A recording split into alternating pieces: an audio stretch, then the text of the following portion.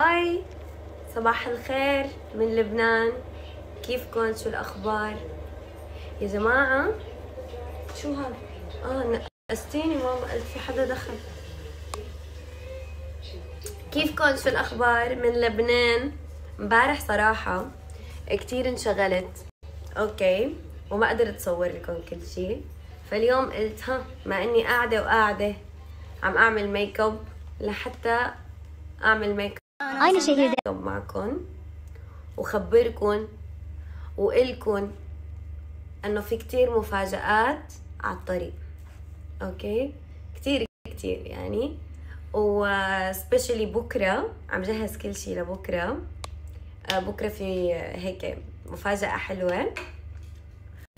بكره في لوك جديد. يعني شو بدي احكي لكم عن اللوك؟ ما بحياتكم شايفين مثله. ماما كيف اللوك بكره حيكون؟ أميرة، أنت أميرة. لا يعني كيف اللوك؟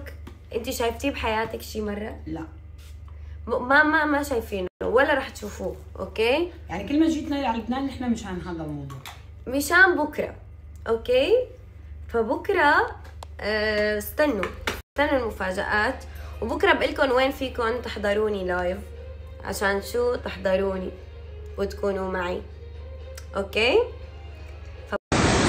فبكره ان شاء الله. هذا افخم حدث بلبنان صراحه هذا افخم، مش من الافخم، هذا افخم حدث بلبنان. بلبنان.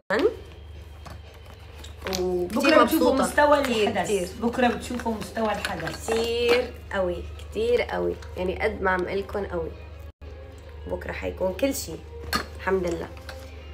ف بدي اياكم تكونوا مترقبين شو اللي رح يصير بكره. تفجير وانفجار. شو حطيتي هون؟ عملت لك منية، ما بدك اجواء ماما بتعمل اجواء. اختفيت امبارح والله الصراحه، يعني ما قدرت اصور لكم كثير قصص، بس اليوم ليكو رح حاول اليوم.